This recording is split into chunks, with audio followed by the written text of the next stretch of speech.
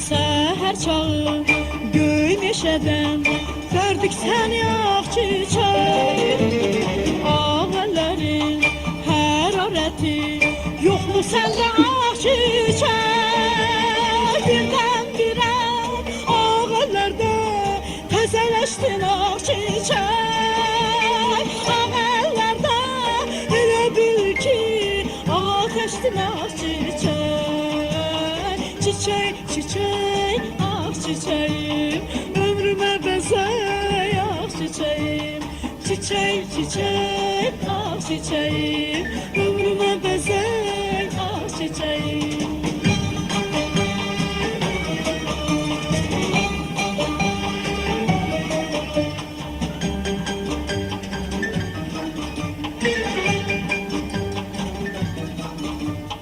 Gördüm səni bugün başqa bir çəməndə ağ çiçək. Ağəllərin hərarəti yoxmu səndə ağ çiçək. Birdən-birə ağəllərdə təzələşdin ağ çiçək. Ağəllərdə elə bil ki ateşdin ağ çiçək. Çiçək, çiçək, ağ çiçəyim, ömrümə bəzək ağ çiçəyim. Çiçək, çiçək, ağ çiçəyim, ömrümə bəzək ağ çiçəyim.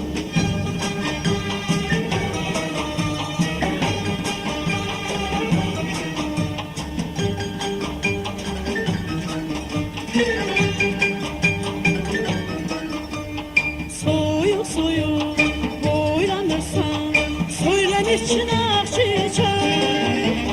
Deysən dəmi həsrətlisən, ağəllər üçün ağ çiçək.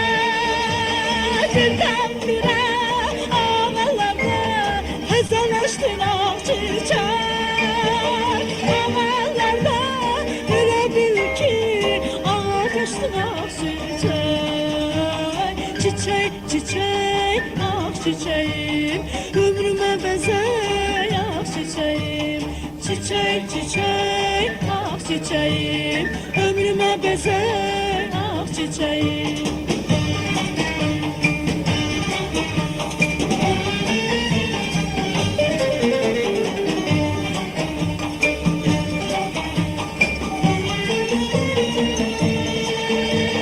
Birdən-birə ağəllərdə təzələşdin ağ çiçək. Ağəllərdə elə bil ki ateşdin ağ çiçək. Çiçək, çiçək, ağ çiçəyim, ömrümə bəzək ağ çiçəyim. Çiçək, çiçək, ağ çiçəyim, ömrümə bəzək ağ çiçəyim. Çiçək, çiçək, ağ çiçəyim, ömrümə bəzək ağ çiçəyim.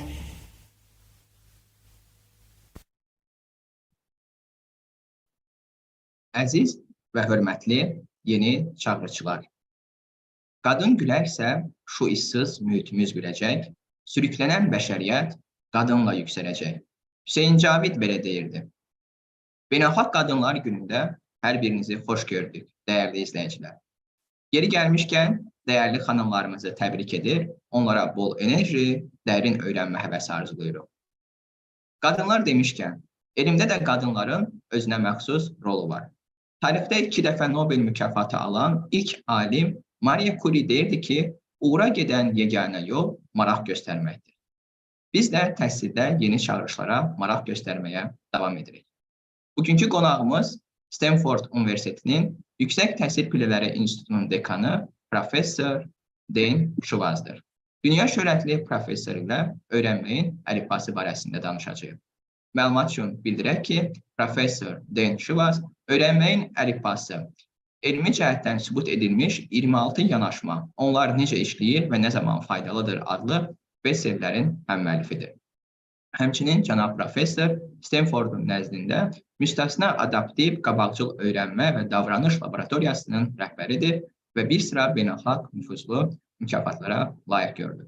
Cənab professora dəyərli vaxtını ayırdığı üçün dərin təşəkkür edirik və yeri gəlmişkən, hörmətli həmkarlar, yeni çağırışları dəstəkləyirsinizsə, proqramı öz həmkarlarınızla paylaşmağı unutmayın.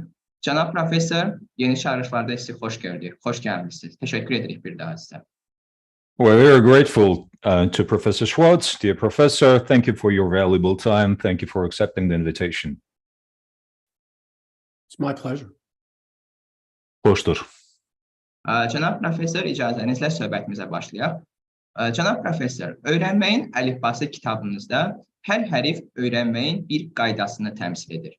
Və sizin öyrənmək səyahətiniz hansı hərflərlə əlaqəlidir? Niyə? Dear professor, in your book, Alphabet of Learning, each letter represents a rule of learning. So, what letters does your learning journey involve and why? It's a very nice question. So, it's nice to be able to speak to so many educators about learning. It has been my passion.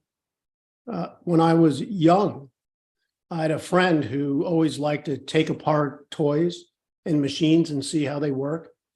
And I, on the other hand, like to watch him do this and figure out what he was thinking. So I've always been interested in learning from a very early age. Çox gözəl sualdır, Cəfər bəy. Həqiqətən maraqlı sualdır.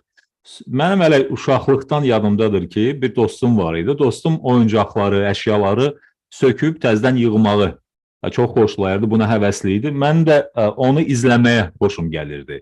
Yəni, nəyi düşündüyünü, necə düşündüyünü izləmək xoşuma gəlirdi.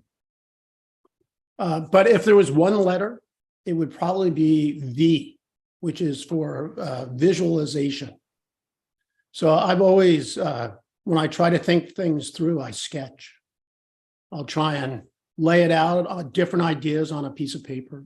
Like before I write an essay, I'll sort of write down all the words on the paper and I'll try and figure out, does this make a Venn diagram? Or does it make a pyramid? How can I visualize this information to put it together and make it all stick? So that's been very consistent throughout my whole life. I've done that. Amma əgər bir hərflə ifadə etmək lazımdırsa, sualınızda buyurduğunuz kimi, mən bu hərfi V hərfini seçərdim, vizuallaşma. Yəni, əyani şəkildə təsəvvür etmək. Çünki mən çox xoşlayıram müxtəlif ideyaları, fikirləri kağız üzərində qeyd etməyi. Yəni, onların əyani şəkildə vizual olaraq qeyd etməyi xoşlayıram. Əgər söhbət essedən gedirsə, söhbət hansısa hekayədən gedirsə, onu sözlərlə ifadə etmək. Yəni, ağlımdakı fikirləri söz olaraq kağız üzərində qeyd edib, sonra onları bir araya gətirib sıralamağı çox xoşlayıram. Bu bir diaqram formasında da ola bilər, bu piramida formasında da ola bilər, yəni şəkillə də ola bilər. Yəni, vizuallaşmanı çox xoşlayıram, ona görə çox güman ki, bu hərfi olardı. So the idea is I meet my ideas halfway. So this works for kids too, and adults, that you start to put your ideas down on a piece of paper. And as you start to look at them, you get new ideas about how they fit together. And so this is a strategy for trying to find more structure, more coherence in my ideas. And if I may add, the other letter would be L for lucky. Bilirsinizmi, bu həmçinin də ideyaları bir-biri ilə uzlaşdırmaqda kömək edir. Bu həm böyüklərdə, həmçinin uşaqlarda da bu şəkildə baş verir. Kağız üzərində fikirlərinizi düzərkən artıq bir düzən yaranır, bir struktur yaranır, bir strategiyadır bu. Çünki fikirləri kağız üzərinə düzdüyünüz zaman onlar düzənləşir, onlar daha mütəşəkkil formada olur. Növbəti hərf seçmək imkanı olsaydı, buradan sonra mən L hərfini, lucky, bəxtəvər L hərfini, yəni anlamı kəsb edən o L hərfini seçərdim. Cənab professor, elə vizuallaşdırma demişkən, gəlin sizin təhsildə təbliğ etdiyiniz əsas ideyanı vizuallaşdıraq. Təhsildə təbliğ etdiyiniz əsas ideya nədir? Thank you, Professor. Speaking about visualization, V, so what is that, thing that you visualize when it comes to the promotion of the main idea in education? What's the main idea that you promote in education?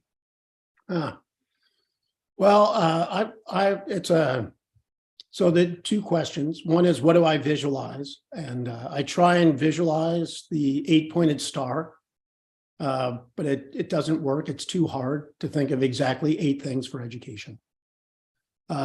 If there's one thing to promote, I think it is to focus on how people learn and don't only pay attention to what people should learn.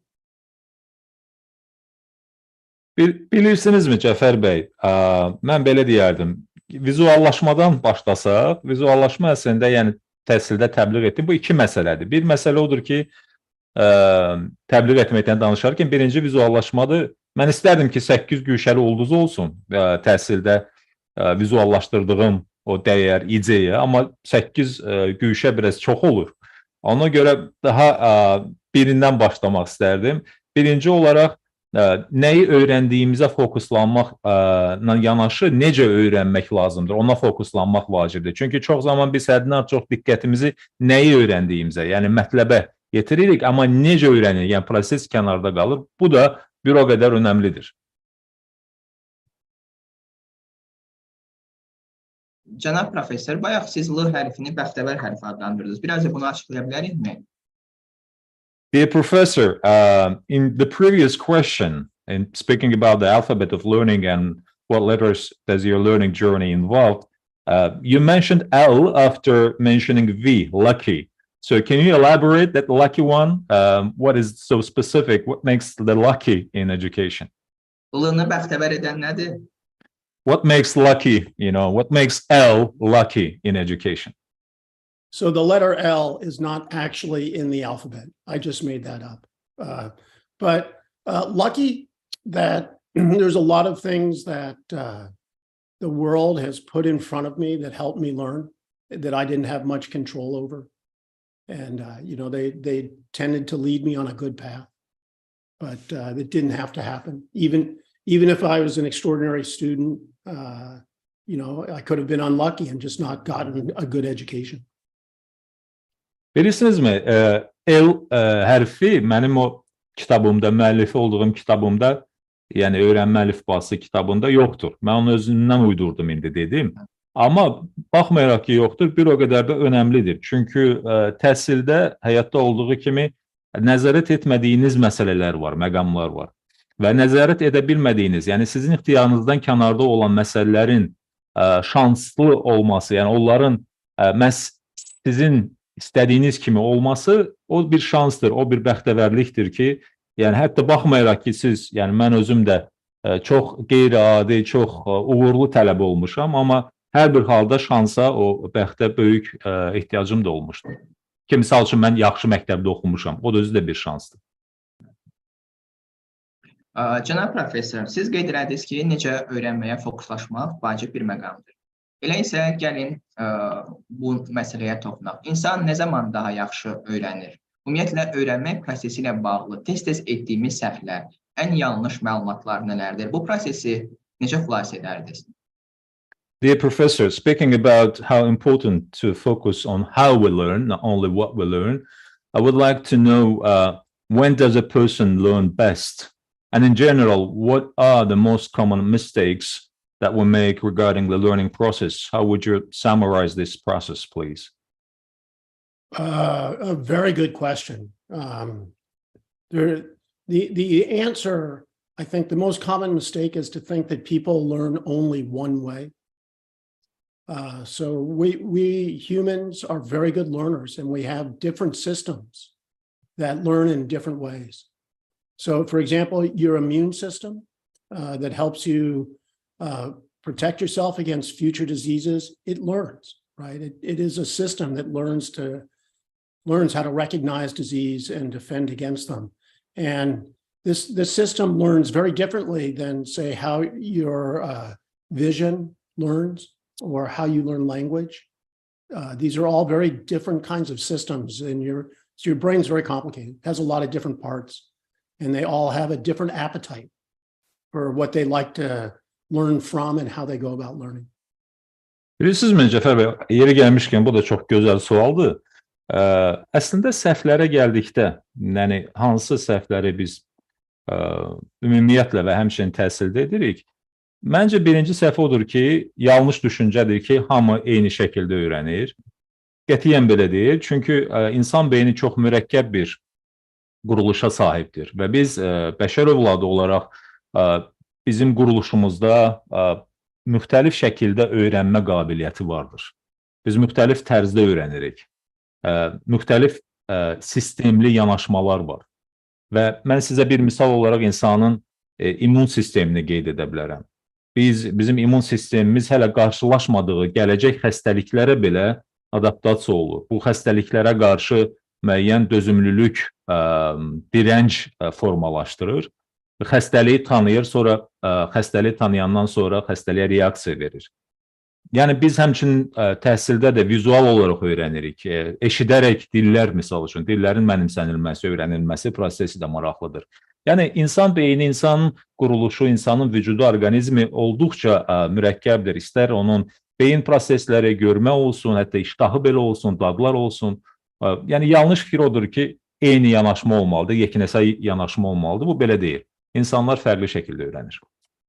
So when you think about teaching, the challenge is to get all these different learning systems to be working together on the same topic.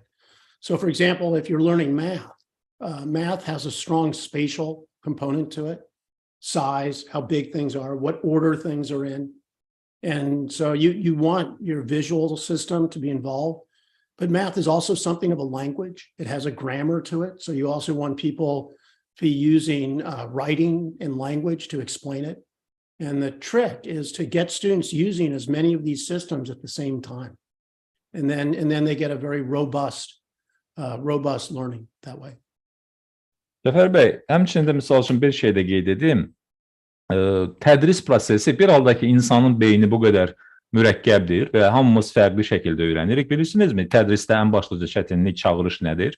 Çağırış odur ki, müxtəlif öyrənmə tərzlərinə sahib olan öyrənciləri, tələbələri, insanları vahid bir sistem çərçivə daxilində birlikdə işləmək, eyni mövzu üzərində birlikdə işləməyə bir növ onları dəvət etmək və bu prosesi tənzimləməkdir. Çünki istənilən fənni götürsəz, riyaziyyatı misal üçün götürsəz, riyaziyyatın daxilində məkan düşüncəsi çox önəmlidir. Yəni sizin təxəyyülünüz, sizin məkan olaraq düşüncəniz kifayət qədər geniş olmalıdır. Hətta digər tərəfdən riyaziyyatın özündə belə qrammatika da vacibdir. Çünki orada düzgün ifadələr olmalıdır, düzgün fikirlər yürüdülməlidir anlaşılan dildə və bunu siz izah etməyə bacarmalısınız. Yəni eyni zamanda siz müxtəlif məsələləri eyni müstəvidə fərqli düşünən auditoriya üçün tənzimləməli olursunuz. So a good example of this might be if you're having students memorizing vocabulary words. And so what you want them to sort of practice memorizing, they might use a flashcard where they see the word on one side and then try and remember what the word means and then flip it over. But you don't want them just to read it. You want them to say it, and you want them to say it in social situations, right? Because we learn a lot through our social communication. And so you want them to just straight memorize. You want them to generate and try and imagine what that word is. You want them to see the feedback of whether they're right or wrong. You want them to try it in a sentence so they make sure they know how to use it. And then you want them to communicate to other people to see if other people can understand them, which really helps them understand themselves. Misal üçün digər nümunə söz ehtiyatıdır, lüğət ehtiyatıdır. Müxtəlif sözlərin, həmçinin də digər yabancı dillər üzrə də öyrənilməsidir. Bu zaman müxtəlif metodik vasitələrdən istifadə etmək olur. Onların arasında flash kartlardır.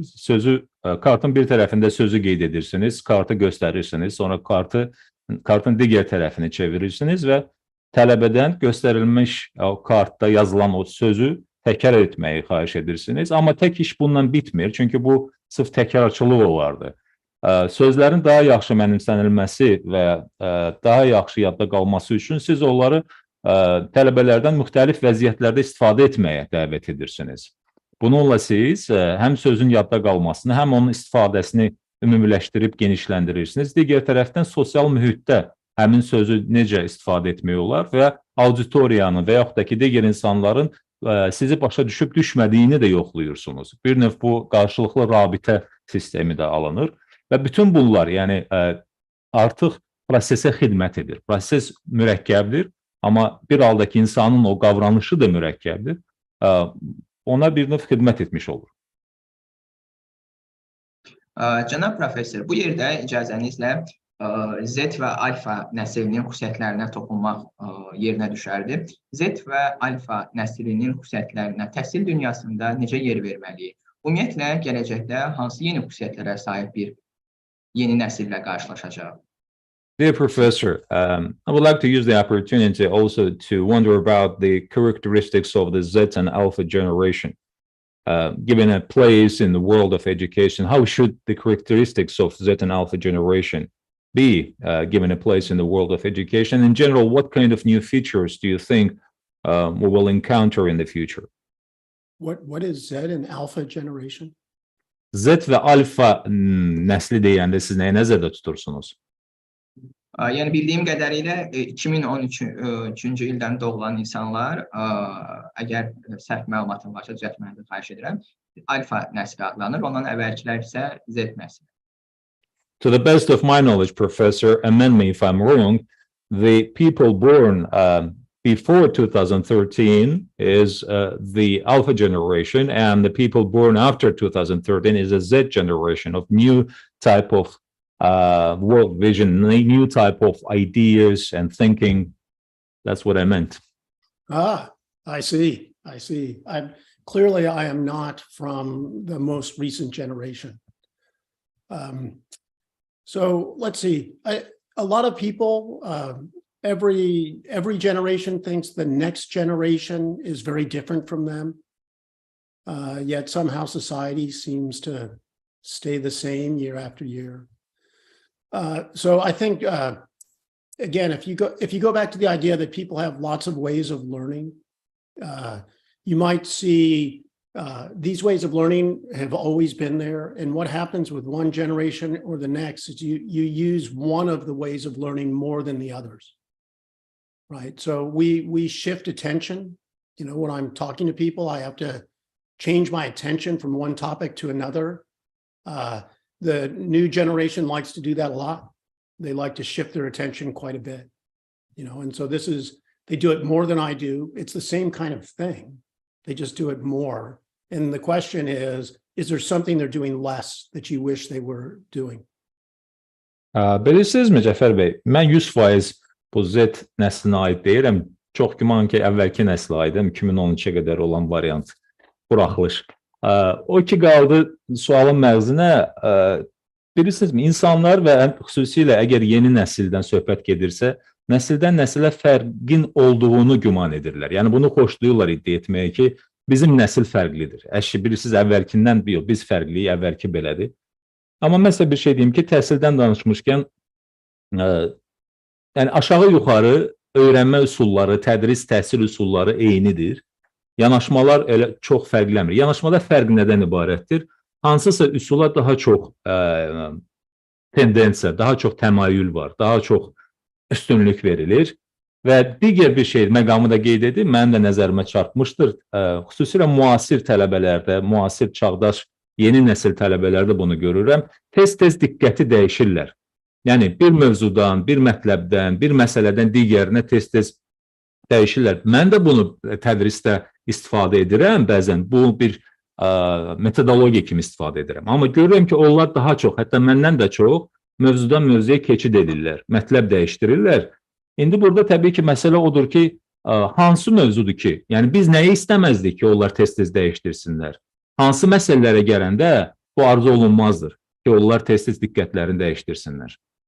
So if in the United States, parents are very concerned about their children using cell phones, that they spend too much time on their phone. And so when I go talk to parents, the number one question I get is my child spending too much time on the computer or the cell phone? And I have two answers to that. The first is, if you're asking me that question, the answer is probably yes.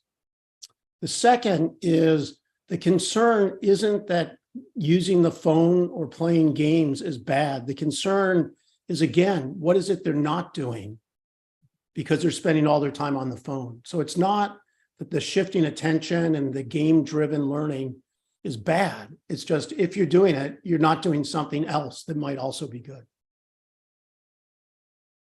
Cəfər bəy, bilirsinizmi, mən indi ABŞ-dan misal gətirəcəm. ABŞ-da valideynlərin mənimlə söhbət əsnasında ən çox verdiyi sual bilirsinizmi nədir? Onları ən çox narahat edən məsələ onların övladlarının mobil telefonlardan və kompüterdən həddindən artıq çox istifadə etməsidir. Yəni, bilirsiniz nə mənada? Onlar mənə soruşurlar ki, mənim övladım kompüterdən və mobil telefonundan həddindən artıq çox istifadə edirmi? Və buna cavabım iki cavabım var. Birinci cavab odur ki, məndən soruşurlarsa deyirəm bəli edir, çünki gördüyümü deyirəm. İkinci də odur ki, bu nə dərəcədə problemdir? Məsələ bundadır, mahiyyəti etibarilə. Yəni, mobil telefondan və kompüterdən istifadə edərkən nələrdən vaz keçir? Bax, sual budur. Nədən özünü məhrum edir? Nəyi edə bilərdi və etmir? Nədən özünü məhrum edir? Faydalı nə var ki, ondan vaz keçir və daha çox vaxtını telefonda və kompüterdə keçirir? Yəni, buna fikir vermək lazımdır. Yoxsa diqqət dəyişmək məsələsi, yəni bir məşğuliyyətdən digərinə diqqətin dəyişdirilməsi, bu fəlakət deyil. Əsas məsələ dediyim o sualdır. Yəqin ki, sizin ünvanladığınız bu sualın cavabında belə qeyd etmək olar ki, sosiallaşma əhəmiyyətli məsələlərdən biridir. Razısınızmı? Ümumiyyətlə, diqqət dağınıqlığından danışmışkən, cənab professor keçən dəfə bir tədqiqat qarşıma çıxmışdı. Tədqiqatın nəticəsinə görə yeni nəsil musiqiləri belə sürətləndirilmiş formada dinləyirlər. Diqqət dağınıqlığının olduğu məqamda öyrənmək prosesində hansı yeni yanaşmalara ehtiyac var və biz dərsin formasında nəyi dəyişdirməliyik? Dear Professor, I believe what you also meant by that is how much the socialization matters in education too, because the overusing phones, cell phones, and also the computers may lead to desocialization of the students. And by the way, speaking about that point, there was a study that I have come across, and in the study, it also specifically refers to these points. I mean, the issue of lack of the attention or hyperprosexia or labyrinth of attention or the lack of attention, misadvertence, whatever you put. So that is also an issue. What do you think about this specific point? So this is difficult. So there was a study that looked at people multitasking. They're doing multiple things at once. So they're talking on the phone and driving. You're doing two things at once. And so they put people in a situation where they had to sort of pay attention to multiple things. And what they discovered is the people who switched the attention the most did badly at the overall task, which you would expect because they're not focused.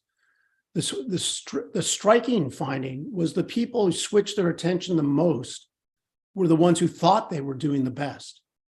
So they were fooling themselves. They couldn't tell that shifting attention was actually making them worse. They thought it was making them better. So this makes it difficult to educate people to focus because they think what they're doing is working, even though it's not.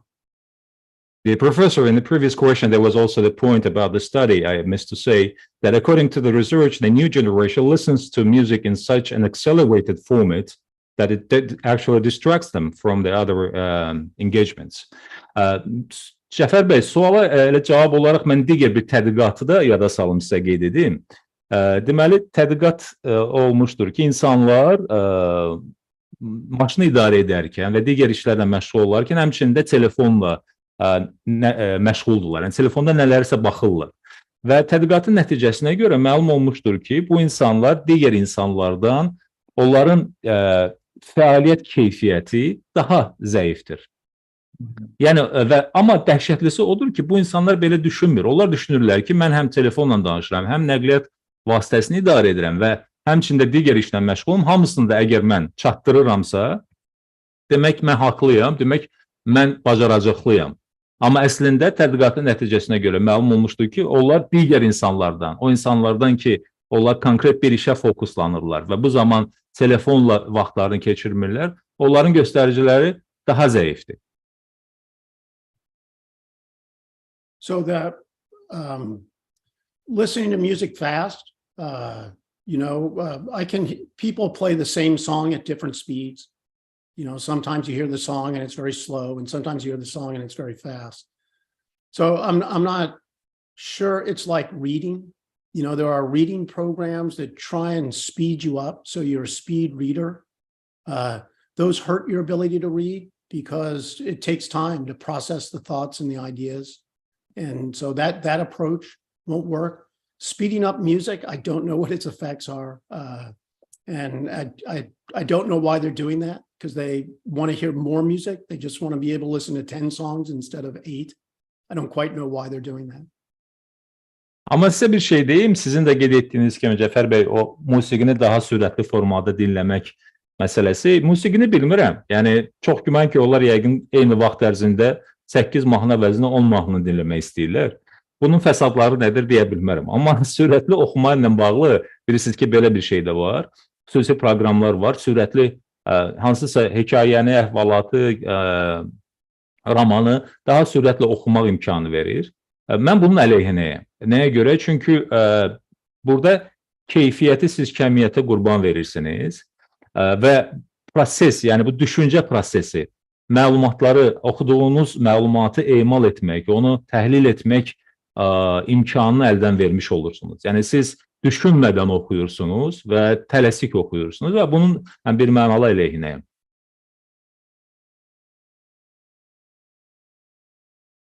Cənab professor, siz çıxışlarınızın birində qeyd etmişsiniz ki, öyrənmək və tətbiq etmək ən yaxşı dostdur.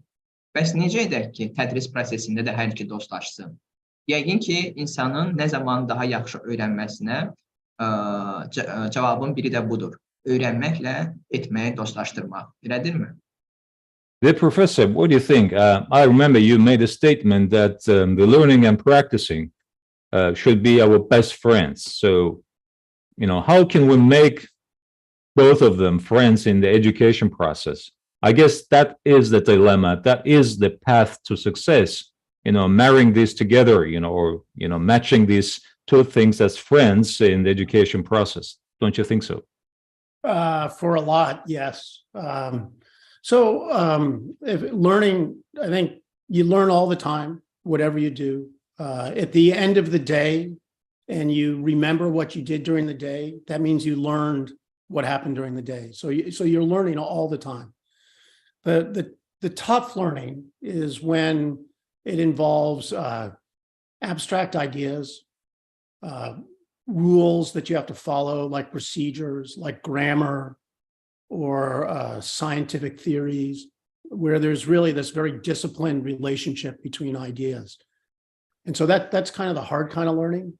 The fun kind of learning is when you're doing projects, let's say, that you give the students a project to work on, like they have to build a booth to sell something on the street corner, right? And they have to figure out how much it'll cost to make, say, tea to give to passersby and how much they should ask for.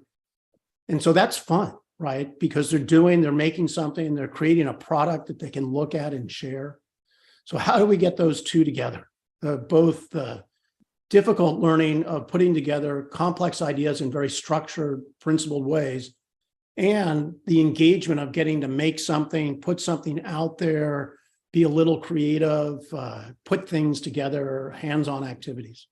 That's the challenge. Cəfər bəy, bilirsinizmi, bu öyrənmənin müxtəlif tərzləri, formaları var. Biz o həyatı boyunca durmadan öyrənirik. Məsələ odur ki, günün sonunda, yəni nəticə itibarilə öyrəndiklərimizi yadda saxlayırıqmı? Özümüz üçün bir nəticə çıxarırıqmı? Məsələ budur. Ən üst səviyyədə öyrənmə odur ki, onun daxilində, o prosesin içində abstrakt ideyalar da var, müəyyən qaydalar da var, müəyyən nizam var, müəyyən prosedurlar var, qrammatika var, elmi postulatlar var və s. var. Daha əyləncəli öyrənmək isə müxtəlif tapşırıqlardır. Yəni, biz ona layihə deyirik. Tələbələrə müxtəlif tapşırıqlar verirsiniz, layihə verirsiniz və onlar bu layihəni gerçəkləşdirirlər. Misal üçün, yəni bir misal olaraq, nümunə olaraq qeyd edim. Küçədə kiosk qurub, bu kioskda insanlara nəsə təklif etmək, nəsə satmaq.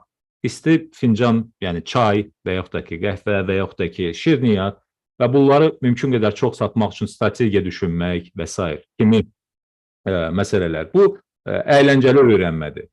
Və nəhayət burada başlıcası nədir? Biz elə etməliyik ki, həm mürəkkəb, çətin, kompleks öyrənmə, yəni bütün o dediyim abstrakt ideyalar, qaydalar, prosedurlar, qrammatika, elmi postulatlar, struktur, bununla həmçində yaradıcılığı birləşdirmək. Bunların ikisinin vəhdəti bizə arzu olunan nəticəni verir. So I have a particular way I like to do this when I teach. There's probably other ways. But my approach is to recognize there's kind of two major modes. One is experience. You're learning from experience. And the other one is explanation. You're learning from an explanation. And so what I like students to do is to give them something that gives them a chance to experience the nature of the problem that I'm going to then explain to them. So I might have them try and figure something out, like try and figure out how much gasoline they would need to get to some place. And I'd give them all this information and they could try and solve this and figure it out. They could even get into a car and see how much gas it takes. And after they've had that experience and they realize I need to know how many miles I'm going, how long is it going to take, then I would give an explanation and I would explain how I would solve this problem. And I would show them like rate times distance, things like that to help them figure it out. And then afterwards, I have them practice the ideas a little bit, with just simple problems. So my approach is give people that experience, the doing experience that helps them understand the nature of the problem. That way they're ready for the explanation that solves the problem for them.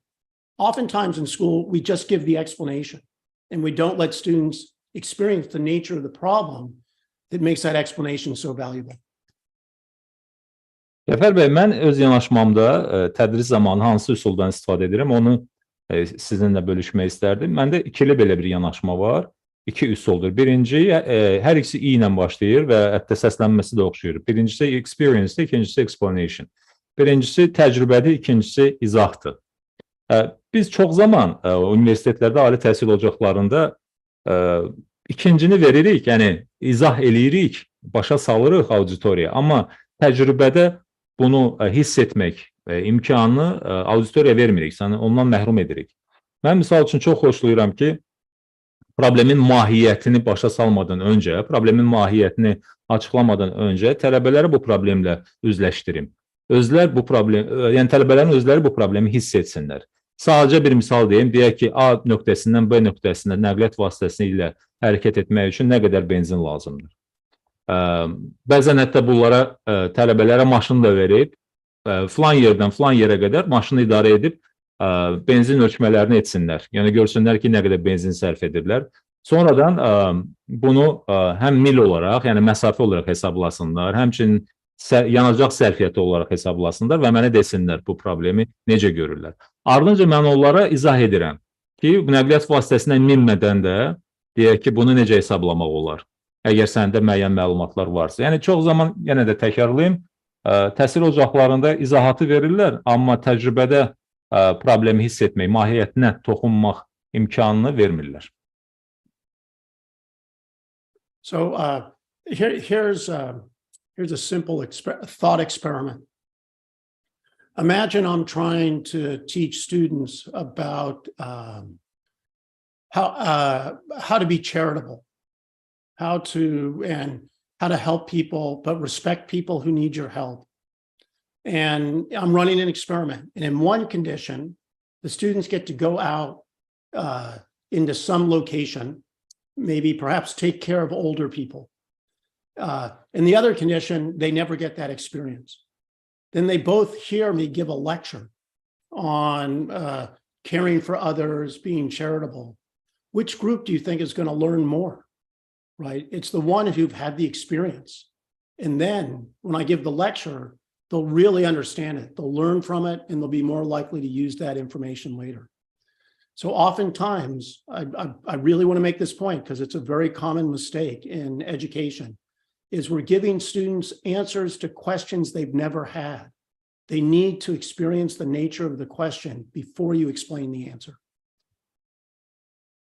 Cəfər bəy, mən bunu çox sadə və bəsit görünəcək bir eksperimentlə də izah edə bilərəm. Təsəvvür edin ki, biz tələbələrə xeyriyyəçilik haqqında məlumat vermək istəyirik, xeyriyyəçilik haqqında bir dərs keçmək istəyirik və bununla bağlı olaraq, yəni xeyriyyəçilik deyəndə insanlara qarşı diqqətçil olmaq, təəssübkeş olmaq, empatiya və s. məsələlər. Və təsəvvür edin ki, bir qrup tələbələrə biz bunu gerçək həyatda yaşamaq imkanı, təcrübə imkanı veririk, onları göndəririk axıllılar üçün olan evlərə, yəni yaşlı insanlar üçün olan evlərə göndəririk. Orada bir təcrübə keçirirlər. Digər qrup deməli, tələbələrə, auditoriyanın digər qisminə biz bu imkanı vermirik və sonradan mən onlara xeyriyyəçilik nədir haqqında bir mühazirə oxuyuram, dərs keçirəm. Sizcə hansı qrup daha çox mövzunu başa düşəcək, daha çox hiss edəcəkdir? Təbii ki, birinci qrup.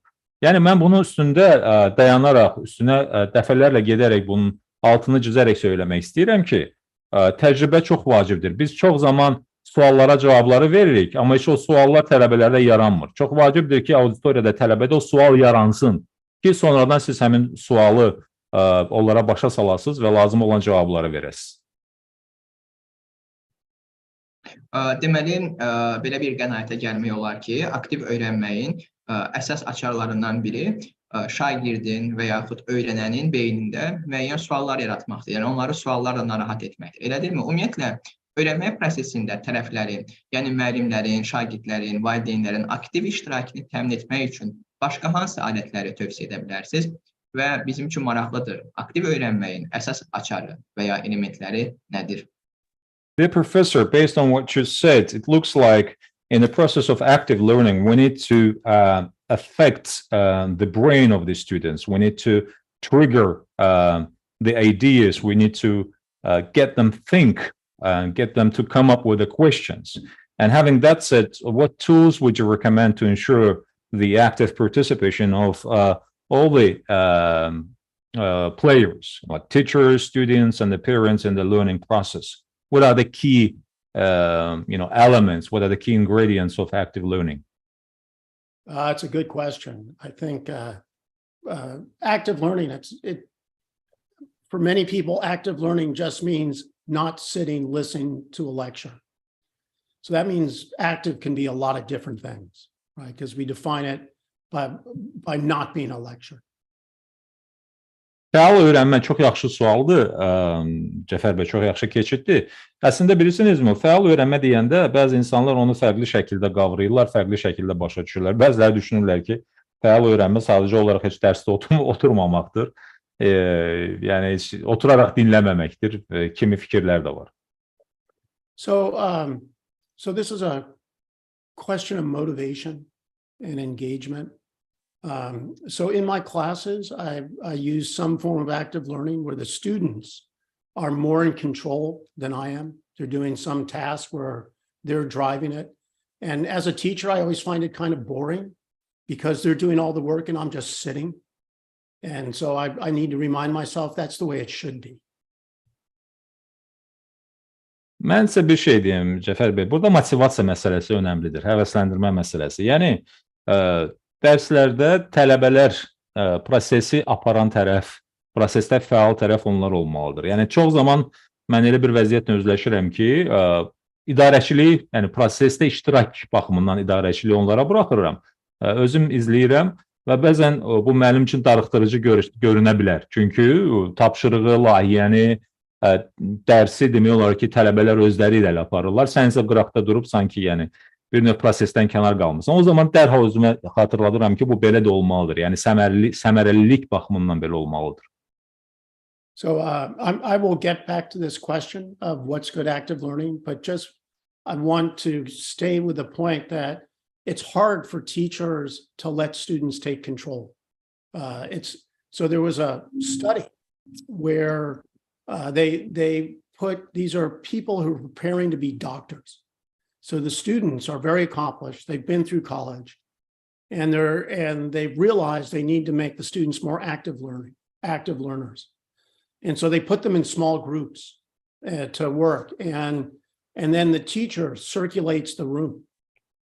And the teacher would come to a small group of these very accomplished adults who are, studying to be doctors. And the group would ask the teacher a question, and then the teacher would talk for 8 to 10 minutes, right? And which, of course, completely interferes with the student's opportunity to be active learners. So as the teacher, the desire to tell what you know is very high because it feels like it's more efficient if you just tell the students what to do instead of have them try and figure it out. And because you know so much, you really want to share it. We all want to share our knowledge, especially teachers. So it takes a little bit of work of allowing students to be able to sort of move ahead, even though they might be making mistakes or confused. You have to let them do this. Cəfər bəy, fəal öyrənmə ilə bağlı sualın o hissəsinə mən elə qayıdacağam. Bir digər məsələ üzərində dayanmaq istərdim və o müəllimlər üçün dərsə nəzarət imkanını öz əlindən tələbələrə, yəni ötürmək, vermək baxımından bunun nə dərəcədə çətin olduğunu vurğulamaq istərdim ki, yəni müəllim kənara çəkilib sadəcə bir bələdçi, bir tənzimləyici olaraq prosesdə iştirak etsin və dərsin idarəçiliyini tələbələrə buraxsın. Bu müəllimlər üçün olduqca çətindir. Hətta belə bir tədqiqat da olmuşdur. Həkimlərlə tələbələr arasında, tələbələr yəni ali təhsil ocağının tələbələridir, universitet tələbələridir və onları kiçik qrupa bölmüşdülər, tapşırıq vermişlər. Müəllim sadəcə olaraq nəzarət edirdi, lazım olanda yaxınlaşırdı və auditoriya daxilində hərəkət edirdi. Hərəkət etdiyi zaman qruplardan biri müəllimə sual verir və müəllim durmadan 8 dəqiqə ərzində, halbuki bu bir qrup işi idi, 8 dəqiqə ərzində həmin qrupla başlayır izah eləməyə, suala verilən cavab əsnasında. Yəni artıq müəllim şirniklənir, yadından çıxır ki, bu qrup işidir və onun rolu daha çox bələdçilikdir və yenidən o ənənəvi mühazirə formatına keçir. Yəni demək istəyirəm ki, müəllim üçün bu çətindir. Bizdə elə bir həvəs var ki, özümüz bəri başdan hər şeyi izah edək, hər şeyi çeynəyib tələbəyə çatdırmaq, amma bundan çəkinmək lazımdır. So creating active learning, there's two key approaches. One is to come up with good activities for students that are just the right level of challenge and problem solving and thinking. And that's hard. Coming up with really good tasks for active learning is harder than just coming up with word problems or things to memorize. So that takes a little bit of practice and art and some study to be able to do that well. The other path, which is quite easy, is have students work in small groups together where they're trying to figure things out as a group, or they're studying together. This is social, so the kids generally like it because they're talking to each other, they're sort of working out their ideas. There are different ways to organize small groups of students working together so that it's productive. One is you have one person who's the sort of driver of the conversation. They're sort of in charge, and someone taking notes, and then two other people who are bringing ideas. And you can rotate those roles so different people do it. They're much more complicated approaches. In general, you do need to teach students how to work in small groups. But once you have it, it's very active, and it prepares them to learn when you step in and sort of explain the answer as the teacher. Cəfər bəy, o ki qaldı aktiv öyrənməyə, aktiv öyrənmənin elementləri nədir? Mən bunu iki yerə bölərdim. Onların elementlərdən biri biraz daha mürəkkəbdir. Yəni siz müxtəlif tapşırıqlar verirsiniz və tapşırıqların mürəkkəblik səviyyəsini tənzimləyirsiniz. Müəyyən problemlər qoyursunuz tələbələrin qarşısında, müəyyən suallar verirsiniz və onlardan qoyulmuş problemləri, tapşırıqları həll etməyə tələb edirsiniz. Bu, deməli, verilən sualların və tələbələrin qarşısında qoyulan məsələlərin çətinlik səviyyəsi çox incə məsələdir. Yəni, bu müəllimdən müəyyən bacarıq, müəyyən səriştə tələb edir, müəyyən təcrübə tələb edir. İkinci ingredient isə tələbələri qruplara bölüb, onları interaktiv şəkildə, qrup halında müxtəlif tapşırıqları icra etməyə səfərbər etməkdir.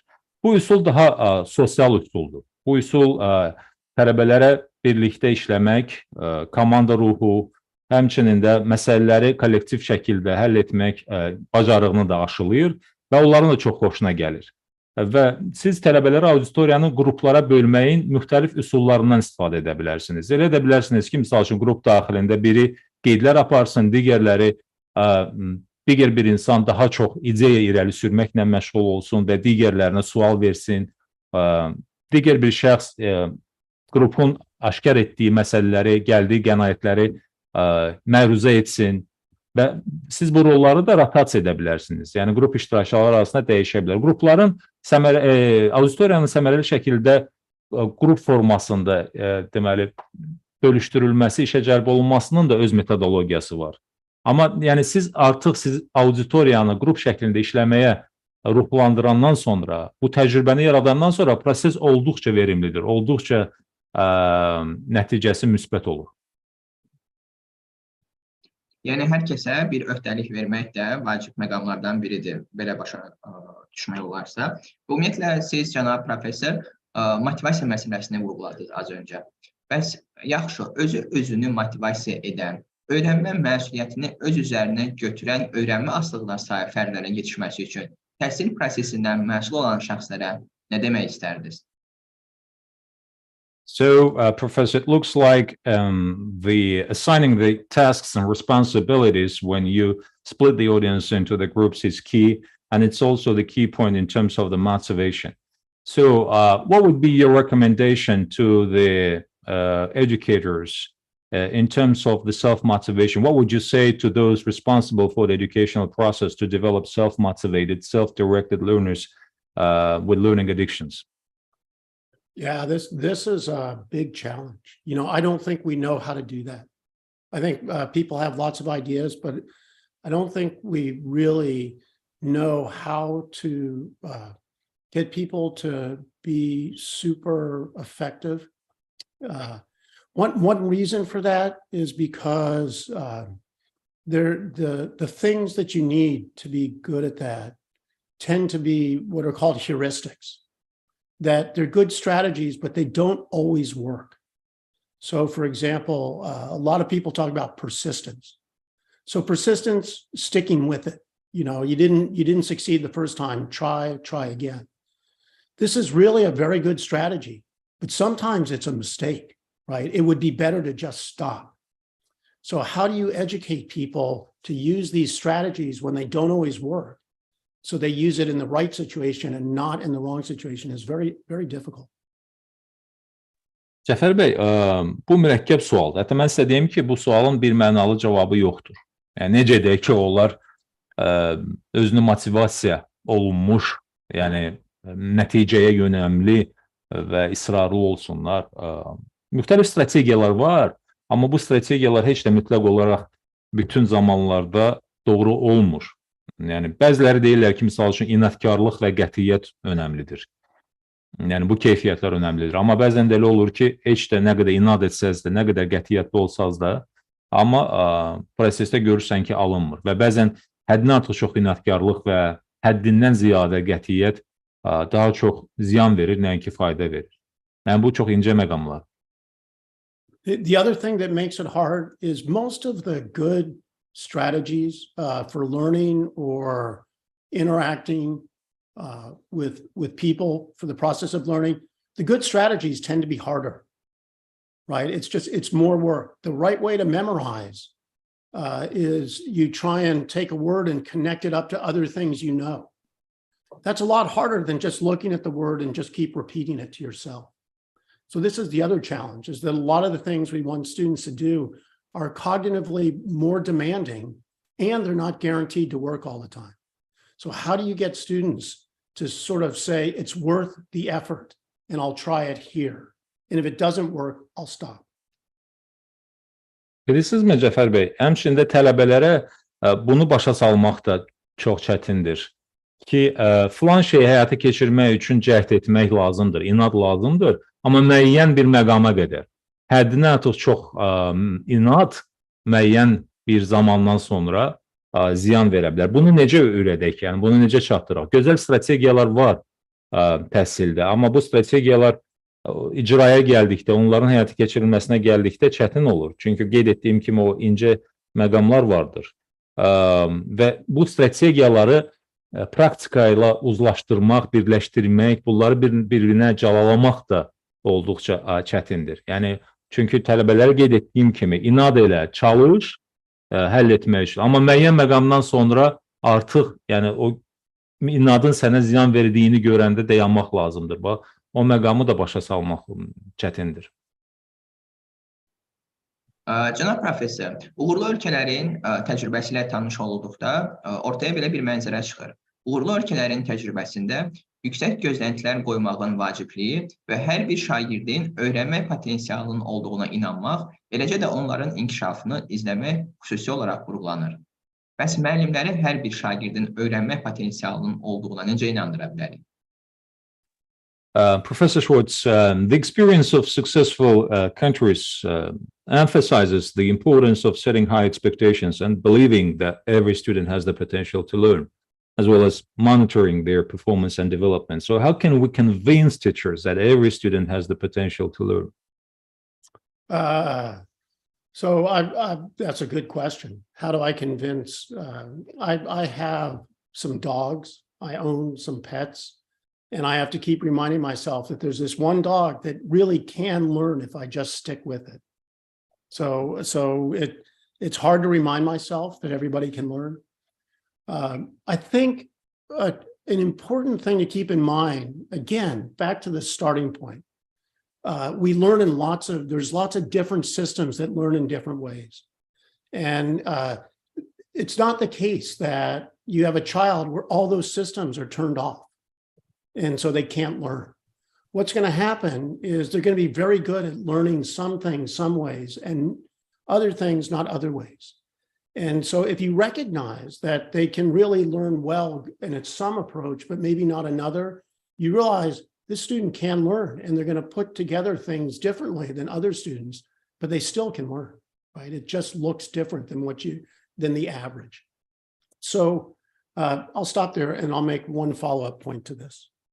Cəfər bəy, cavabımı iki hissəyə böləcəm. Birinci hissədən çatdırım. Bilirsinizmi, istər ev şəraitində bəslədiyiniz, sevdiyiniz evdə yaşayanlar olsun, onların tərbiyəsi olsun və onlardan bəziləri deyək ki, digərlərindən fərqli şəkildə geri qalırlarsa, vaz keçməmək çox vacibdir. Misal üçün, mən evdə heyvan saxlayıram və bəslədiyim bunlar arasında biri digərindən zəif öyrənirsə, heç də demək deyil ki, mən ondan vaz keçməliyəm. Və eyni şəkildə də, yəni biz bunu həm özümüzə, həm ətrafda olanlara da şamil etməliyik. Yəni insanlar qeyd etdiyim kimi fərqli şəkildə öyrənirlər və əgər bir yanaşma bir auditoriyada özünü doğrultmursa, bu demək deyil ki, yəni o tamamilə yanlışdır. Ola bilsin ki, onu auditoriyanın ehtiyaclarına görə tənzimləmək lazımdır. İndi keçirəm cavabımın ikinci hissəsinə. So I think probably the thing that contributes the most to the belief that a child can't learn is relying on the test that you give the child. And so that's a very narrow thing that you're measuring. You're saying the child doesn't do well on this test, so they can't learn, right? Another way to think about it is if I gave a different kind of test, the student might do better, right? And so rather than using your standard for what counts as learning as these tests, which tend to be a very thin slice of what it means to know or understand, you sort of say, no, this child is learning. It just they're not learning exactly what tests measure. Because that's usually what people say when a kid can't learn. They're saying they don't do well on the tests I give. Bir də məsələnin ikinci tərəfi, Cəfər bəy, bu biliyin qiymətləndirilməsi ilə bağlıdır. Biz çox zaman biliyi standart şablon şəkildə qiymətləndiririk.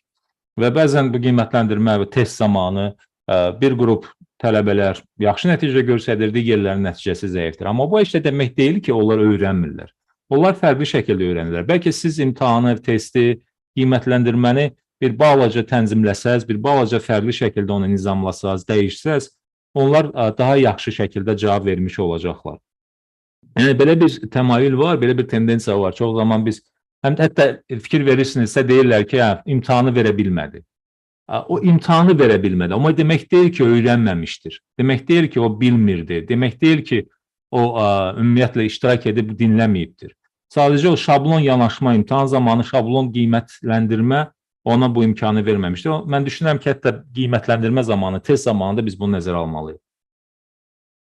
Elə qiymətləndirmədən danışmışkən, cənab professor, qiymətləndirmə prosesinin daha effektiv olması üçün tövsiyələriniz nədir? Özünü dəyərləndirmə prosesini necə inkişaf etdirə bilərik? Speaking about evaluation and a test, how can we get the self-evaluation process triggered, and what are your recommendations in terms of the assessment and education of knowledge in the learning? So we're asking about how can we get students to self-evaluate? Is that the question? Düzgün başa düşdümsə, siz tələbələrin özünü qiymətləndirməsini soruşursunuz. Necə edək ki, tələbələr də öz biliklərini qiymətləndirsinlər, düzdürmü? Həm onların özünü qiymətləndirmə prosesini inkişaf etdirməsi, eyni zamanda ümumilikdə, məsələn, siz qeyd etdiniz ki, qiymətləndirmə sisteminə də baxış dəyişməlidir. Baxış dəyişməlidirsə, yəni qiymətləndirmə prosesinin daha effektiv olması üçün müəllimlərə hansı tövsiyəniz var? Yes, to some extent, and also what are your recommendations, since you're talking about also how we need to regulate, how we need to change this testing system. So what are your recommendations for the teachers, and how can we help the students to self-assess and self-evaluate the knowledge? Yeah, so let me take the student side first. Oftentimes students, the value of self-assessing is very low because they don't get a chance to improve. So we give them an assignment, say they have to write an essay, and then we give them feedback and we say, you can revise, and the students don't really want to revise. It feels like punishment to have to rewrite it.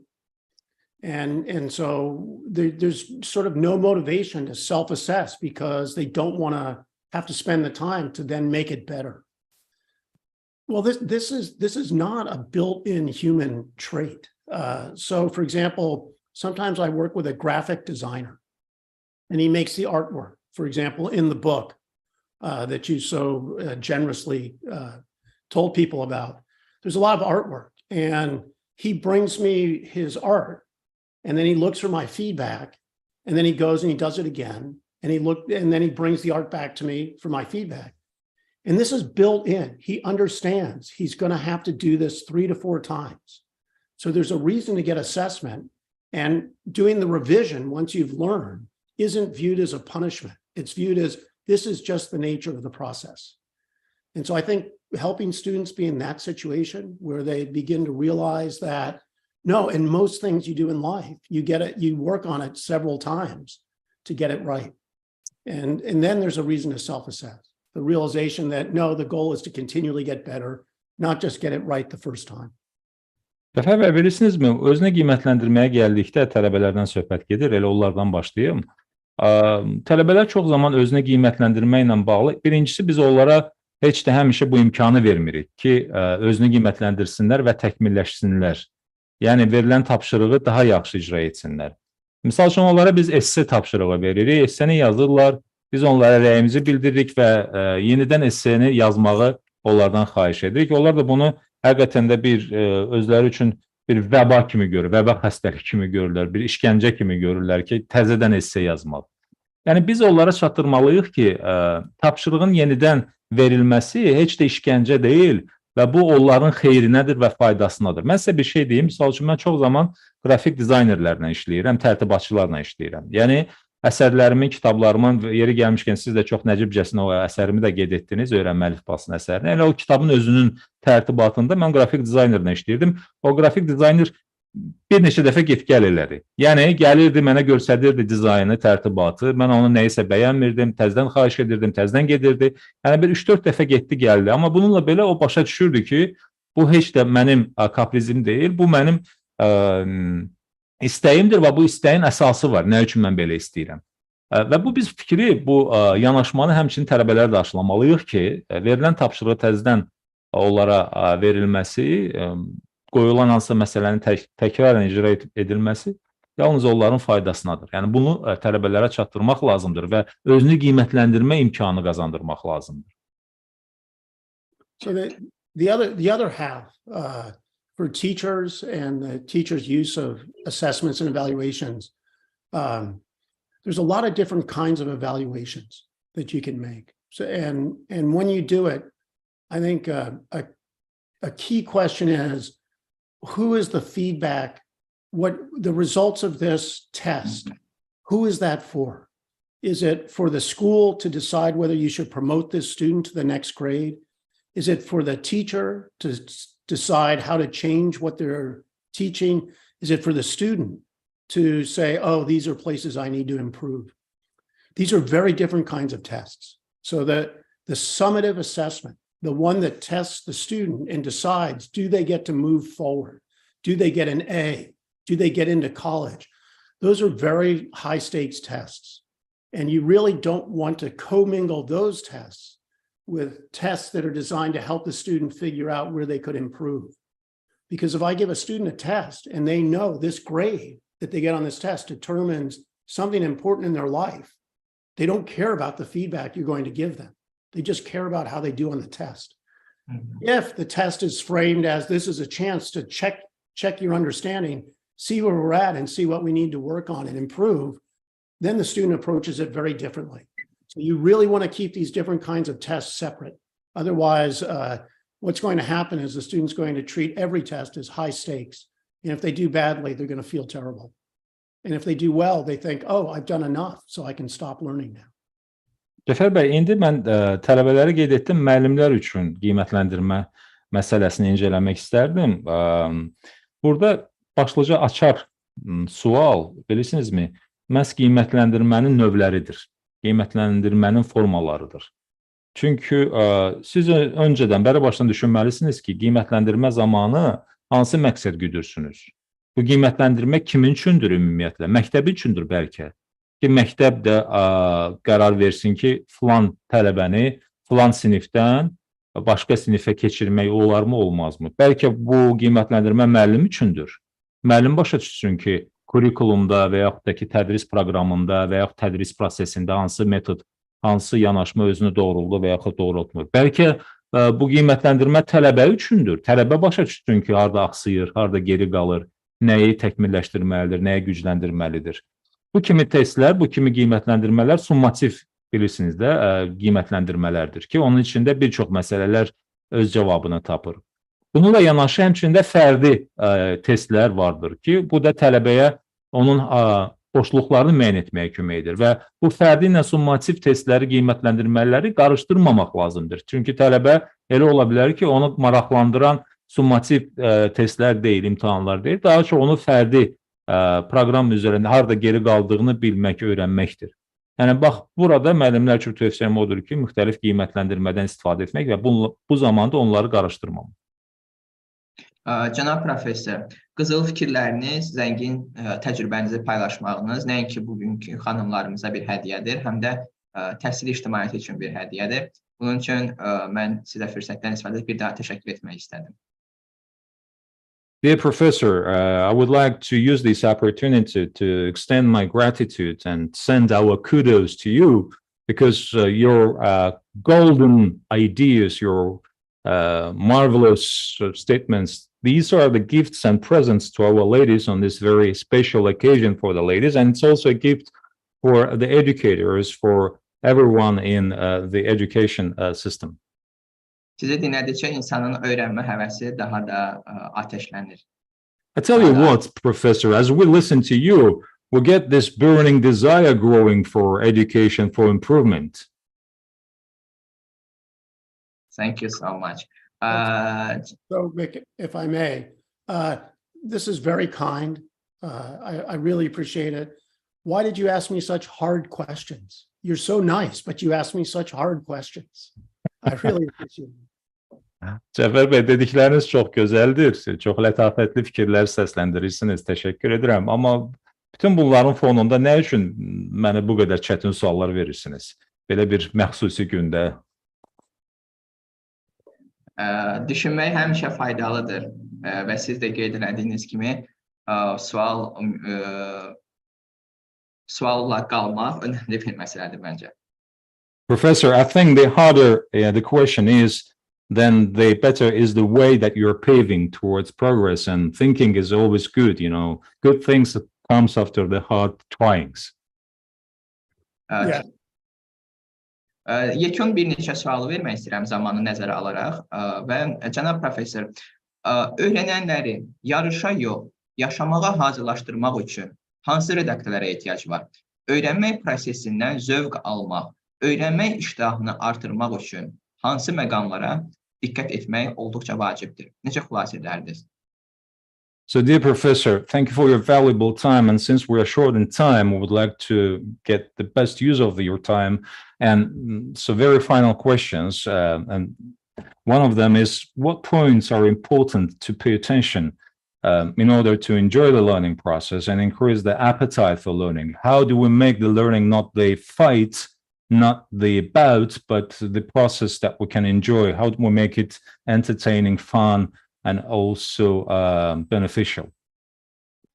Yeah, boy, there's a lot of different approaches. You know, one is to give points. You know, you might have a board and you put points, and when kids get things right, they get to see they're moving closer to a goal, and so that's pretty satisfying.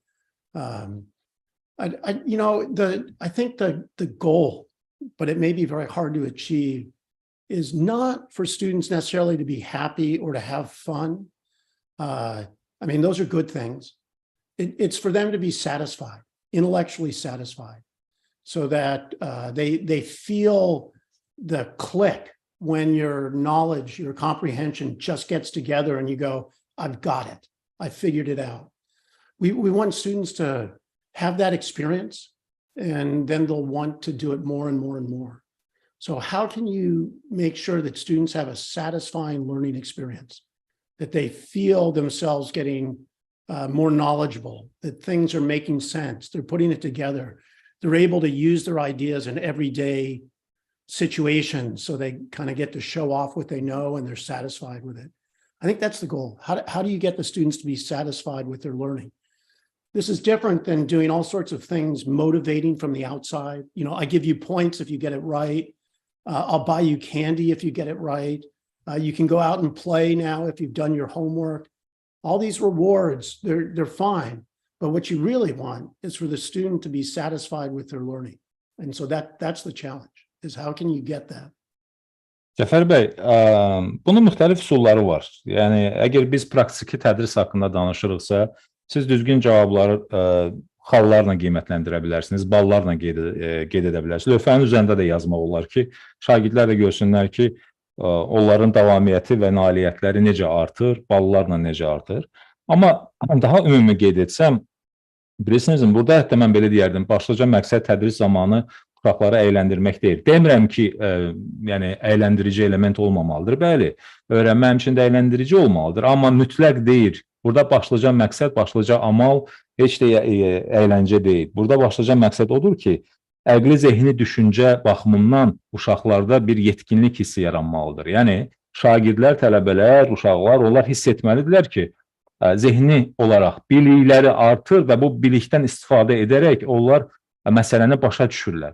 Yəni, onlarda bir məmnuniyyət hissi formalaşmalıdır, bir özünə inam hissi formalaşmalıdır və başa düşməlidirlər ki, onlar zehni olaraq, intellektual olaraq məsələləri başa düşürlər, məsələlərin məğzinə varırlar və onlarda belə bir yetkinlik hissi, yəni tutarlılıq hissi formalaşmalıdır ki, onların cavabları tutarlıdır, özləri yetkindirlər və söylədikləri fikirlər, ideyalarda tutarlıdır. Bax, bu zehni məmnuniyyət, mən belə deyərdim, zehni yetkinlik olduqca önəmlidir. Bu olğunluq formalaşdıqca tələbələrdə onlar bir daha öz məqsədlərinə yaxınlaşmış olurlar.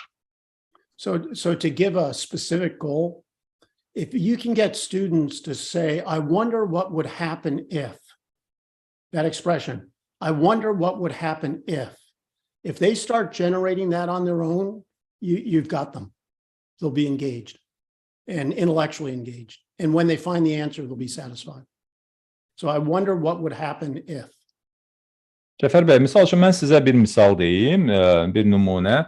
Əgər siz auditoriya deyəndə ki, əgər filan şey baş versə idi, nə olardı sualı verirsinizsə və auditoriya bu sualın davamını gətirirsə, bu sualın davamını cavablarla gətirirsə, bu artıq o deməkdir ki, siz auditoriyanı cəlb etmişsiniz, auditoriya düşünməyə başlayıbdır, siz onları düşünməyə vadir etmişsiniz, təhrik etmişsiniz, dəvət etmişsiniz. Yəni, bax, bu sual. Filan şey baş versəydi, nə olardı? Fikrinin davamını gətirirlərsə özləri, müxtəlif ssenarilər söyləyirlərsə, bu artıq bir irəliləyişdir. Cənab professor, bayaqki çıxışınızda mən bir açar söz çıxarmışdım.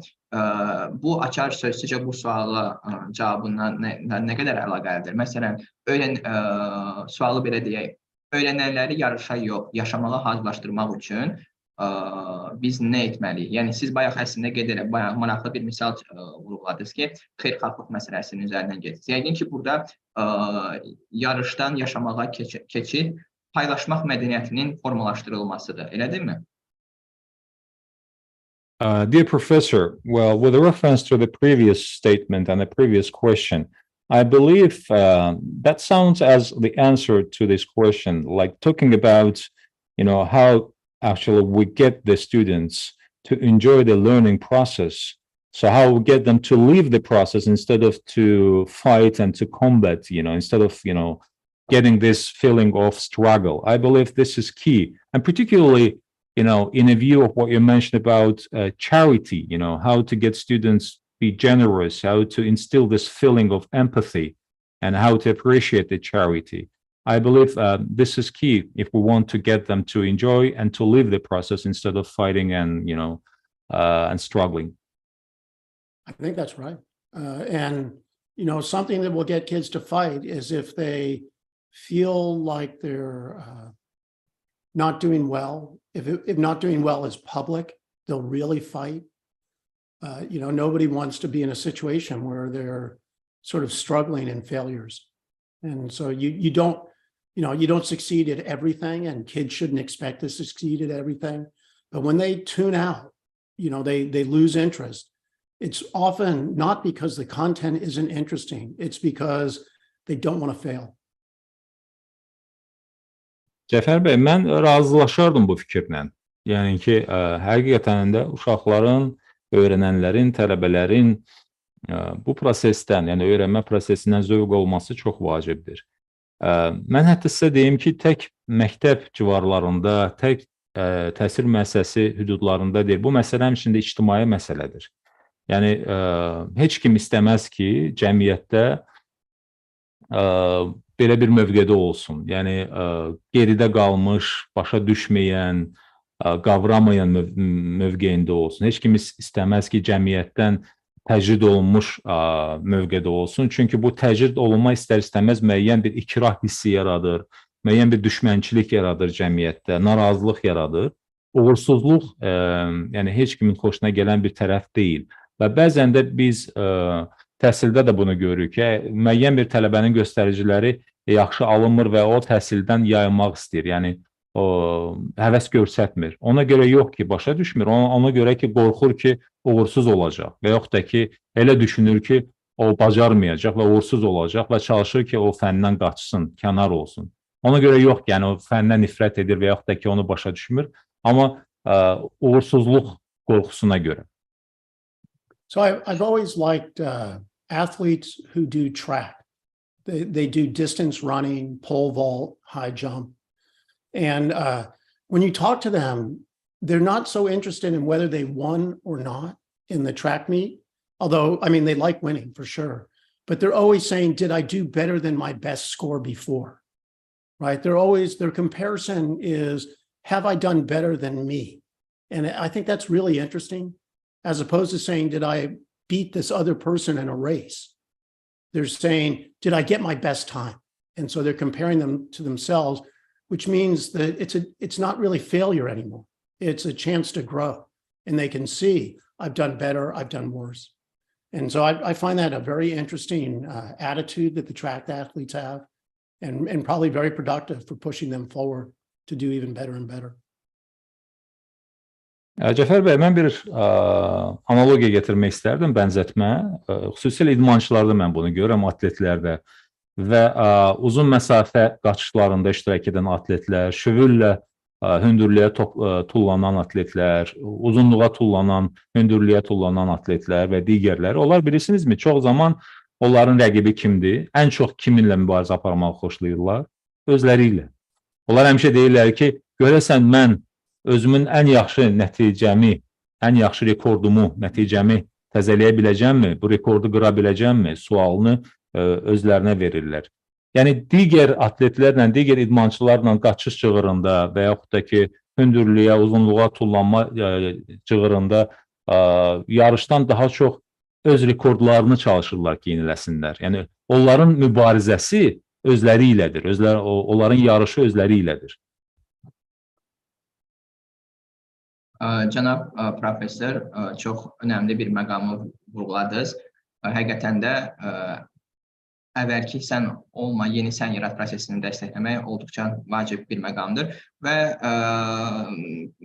bu yerdə cənab professor bir məsələyə də aydınlıq gətirməyinizi xahiş edəcəyik.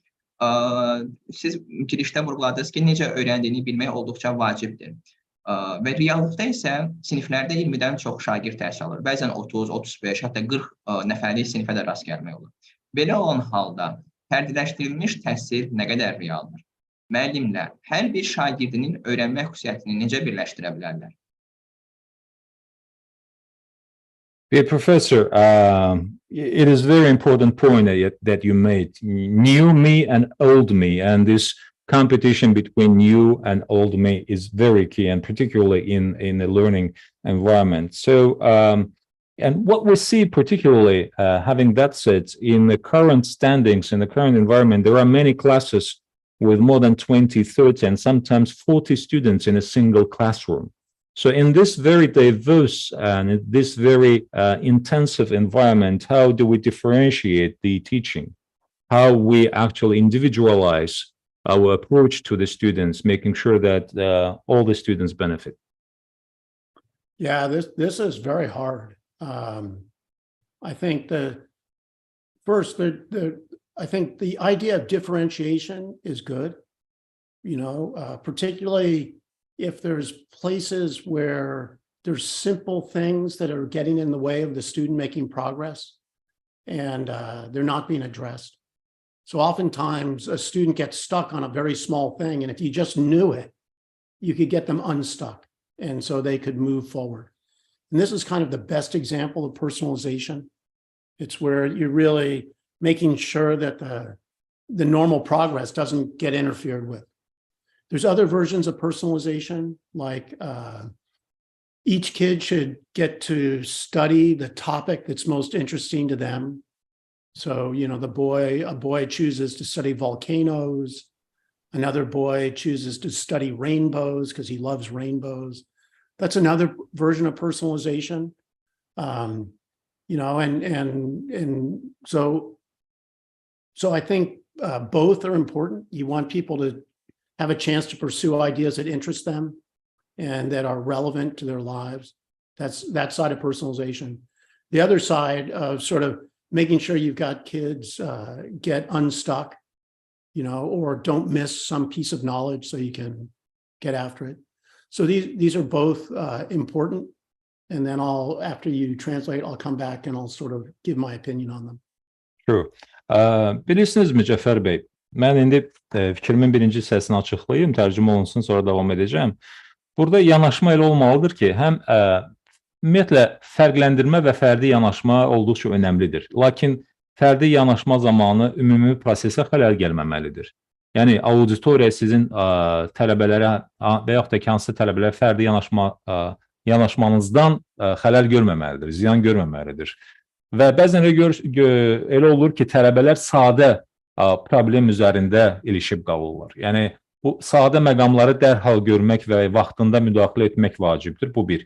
İkinci məsələ, önəmli məsələ odur ki, siz fərdi individual yanaşmanı belə edə bilərsiniz. Tapşırığın mahiyyəti eyni qalır bütün auditoriya üçün. Sadəcə tapşırığın fərdiləşdirilməsini edirsiniz. Məğz dəyişmir, məzmun dəyişmir, amma forma, üslub dəyişə bilir. Deyək ki, siz meteoroloji hansısa proseslərlə bağlı tapşırıq verirsiniz və tələbə oğlanlardan biri daha çox vulkanları xoşlayır, vulkan püskürtmələrini xoşlayır, digəri isə göy qurşağını xoşlayır. Siz onlara bu tapşırıqları verirsiniz, biri vulkanları, digəri isə göy qurşağını təhlil edib öz fikirlərini çatdırır. Hər bir halda, yenə də qeyd edirəm, çox vacibdir ki, ümumi prosesdə heç bir tələbə kənarda qalmasın və təhsilin məzmunu, proqramı, yəni dağıdılmadan, ona hər hansı bir nöqsan gəlmədən hər bir tələbəyə özünü ifadə etmək, fikrini bildirmək, öyrənmək imkanı qazandırasınız. İndi keçirəm cavabın ikinci hissəsinə. So when I taught adolescents, 12, 13-year-old, 14-year-old, and I had 150 students a day. I had 5 classes and each had 30 students. So the chances that I could personalize were 0. I just do not have enough time. My goal was to make eye contact with each student each day and to make sure they felt a personal connection to me, right? So that if needed, we could rely on that trust with each other. But the idea of personalizing that many kids, I couldn't do it. I'd pick off, sometimes I'd see something, but very systematically it was too hard. I think technology will take care of that. I think technology is going to get very good at diagnosing a student, what they know, what they don't know, and then delivering just the right content for where they are. And that'll be good, because a lot of the things that we want students to learn are very hard for teachers to observe in a classroom. So I think that's going to go away, hopefully, this challenge of doing that. A more complex question is differentiated instruction, where you put students in different ability groups. So you've got your high reading group, your medium reading group, and your low reading group. This is a really vexed space. So on the one hand, it allows you to meet the students where their knowledge is at, so that they don't get overwhelmed or they don't get bored. On the other hand, it means the low students don't get the benefit of being around the high students who know how to do these things. So they don't get to learn that way. And students can get trapped, right? They get in one strand of differentiation, and it's very hard for them to escape that. So this is an ongoing problem. I don't know that we have great solutions to this. I think if you want to get groups of mixed abilities working together, you want the kids who know a lot, they learn even more by tutoring the kids who don't, right? And so you kind of want that mixing, but at the same time, there's kids where they just don't know their fractions, and you need to put them in a group so you can teach them fractions while all the other kids are off learning algebra. And so how to balance that is very difficult. Cəfər bəy, sualın cavabının ikinci hissəsində nə deyə bilərəm? Şəxsən öz təcrübəmi deyim sizə. Mən daha çox yeniyetmələrə, yəni 12, 13, 14 yaşında olan oğlan və qızlara tədris edirəm və mən sizə deyim ki, gün ərzində 150 tələbəyə tədris etmiş oluram. Bu 30 nəfərdən ibarət 5 dərsdir. Hər bir dərsdə 30 nəfərdən, yəni 150 nəfərə 150 tələbəyə dərs demiş oluram, 12, 13, 14 yaşında. Yəni, bu qədər sayda tələbənin hamısını müşahidə etmək, hamısına fərdi qaydada yanaşmaq mümkün deyil. Yəni, bunun şansı sıfırdır. Mən sadəcə olaraq göz təması vasitəsilə müşahidələrimi aparıram. Çox ümid edirəm və düşünürəm ki, müasir texnologiyalar, rəqəmsal texnologiyalar bizə dərsi diaqnostika etmək, auditoriyanı diaqnostika etmək imkanı verəcəkdir. Və bunun misalları da var. Yəni, bununla bir çox məsələlər çözülmüş olacaqdır. Fərdi yanaşma baxımından, individual tələbələrə yanaşma baxımından və mən düşünürəm ki, tədricən fərdi yanaşmada olan çətinliklər aradan qalxacaqdır texnoloji vasitələrin köməyi ilə. Sualı daha kompleksli şəkildə səsləndirsək, məncə burada başlıca sual odur ki, biz tələbələri bacarıqlarına görə necə diferensiasiya edək, onları necə fərqləndirək? Yəni, yüksək nəticələri, orta nəticələri və zəif nəticələri olan tələbələri. Bunları bir-birindən ayırd etmək, yəni başqa-başqa qruplara bölmək lazımdırmı? Sualına mən qəti yox deyərdim.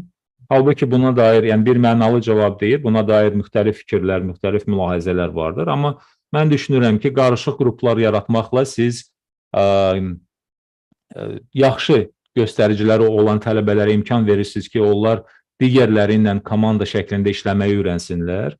Öz həmyaşıdlarına, öz yəni siniflərində oxuyan digər dostlarına da kömək etmiş olsunlar. Bu da bir bacarıq formalaşmasıdır. Bəzən hətta bu prosesdə özləri də daha çox öyrənmiş olurlar. Digər tərəfdən geridə qalanlar və nəticələri zəif olanlar da biliklərini artırırlar. Amma indi bir şey də var ki, cəbirdə məxsusi bacarıqları olan uşaqla sən kəsiri bilməyən uşağı bir qrupa qoyursansa, yəni iddia etmək olar ki, birinci axsamış olur. Yəni tamam, siz ikincini artırmış olursunuz da, amma birincinin bacarıqları lazımınca irəliləmir. Yəni düşünürəm, burada tarazlı yanaşma lazımdır. Bəli, qarışıq qruplar çox yaxşıdır və bu praktikada da sınanmalıdır, istifadə olmalıdır təcrübədə, amma burada da müəyyən bir taraz, müəyyən bir nizam olmalıdır. Cənab professor, sizinlə görüş bizim üçün tarixi bir hadisədir və onun üçün xahiş edəcəm ki, son 2 sualımız qalıb, mən də cavab verməkdə dəstək olasınız, zəhmət olmasın.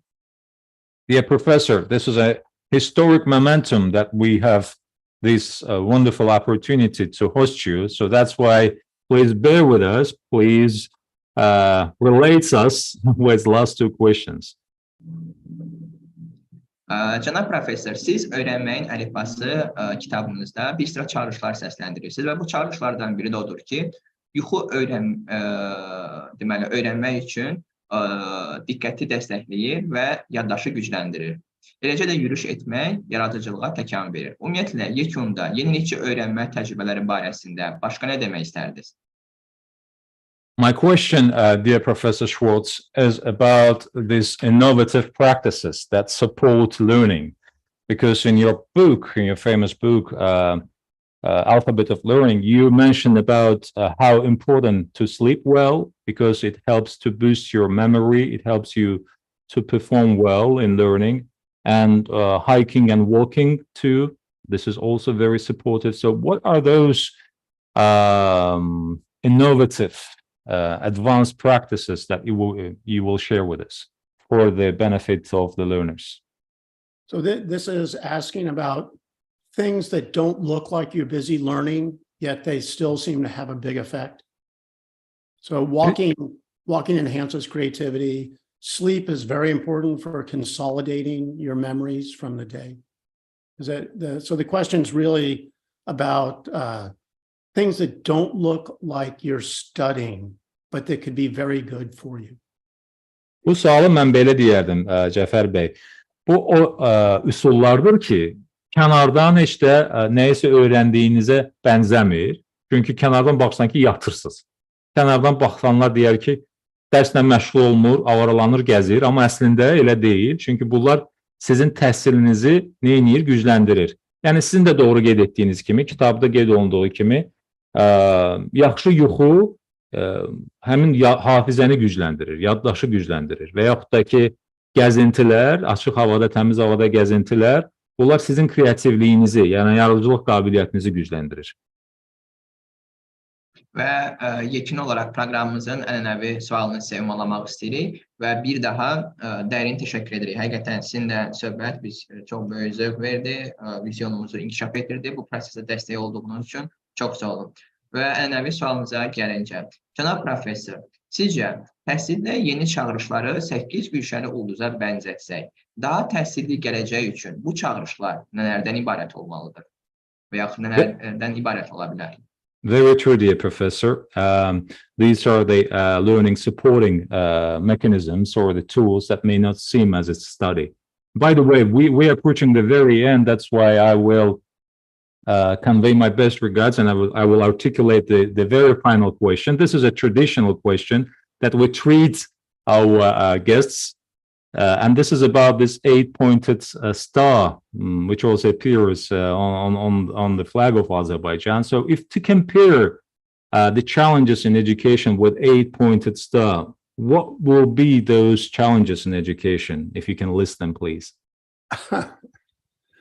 I'm not sure that the challenges become exactly 8.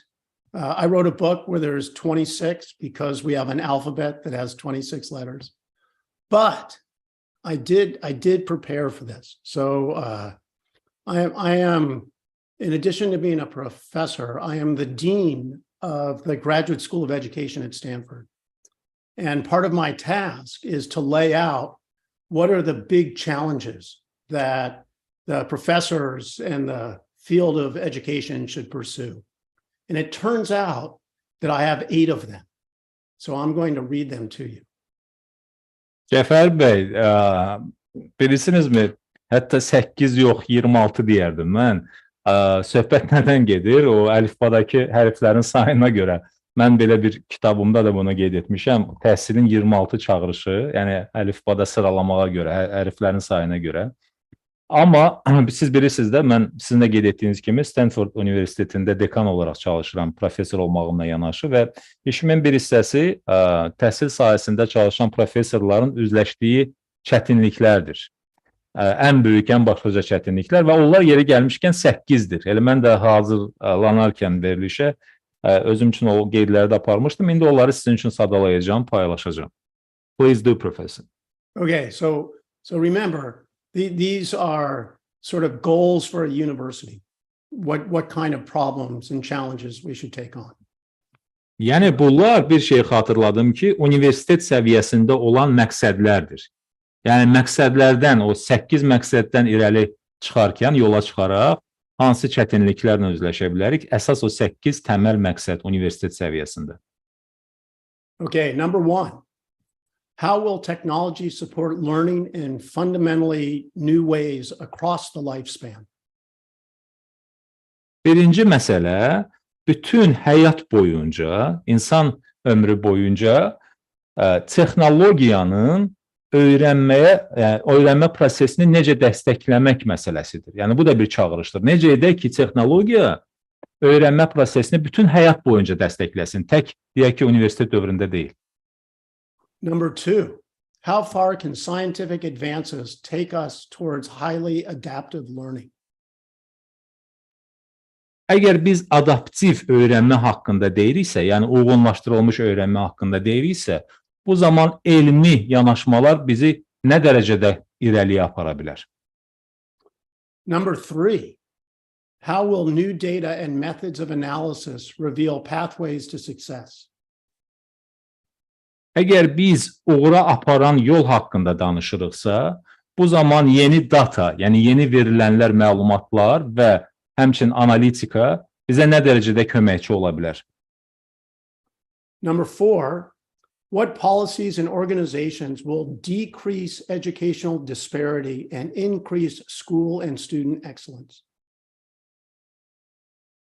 Digər tərəfdən, 4-cü bir güşə, ulduzun güşəsi, odur ki, hansı siyasət və hansı təşkilati yanaşmalar öyrənənlər arasında bərabərsizliyi aradan qaldırmağa və digər tərəfdən bunun müqabilində öyrənənlər arasında nailiyyətlərin daha da irəli getməsinə xidmət edə bilər. Number 5, how do we help those most in need of a good education and least likely to receive one?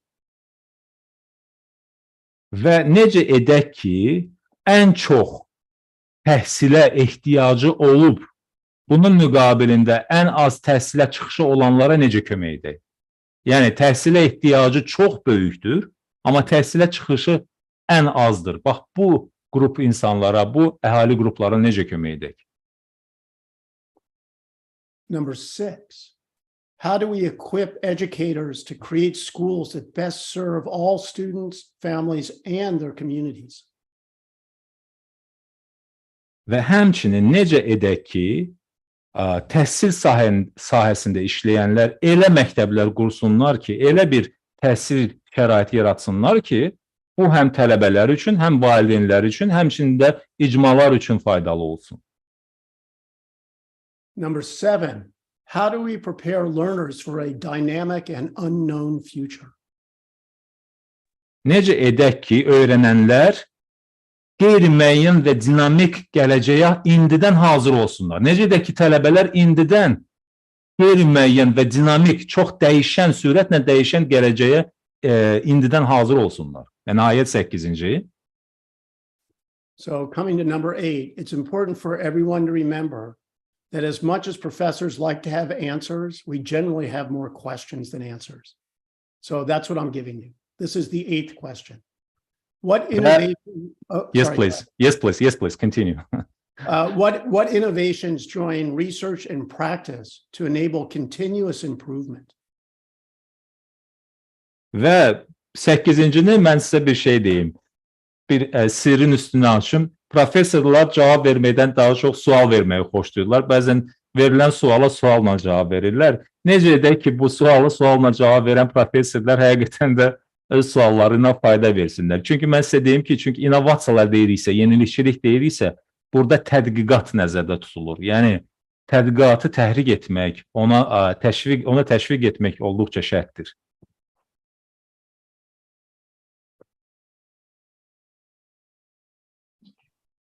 Thank you so much.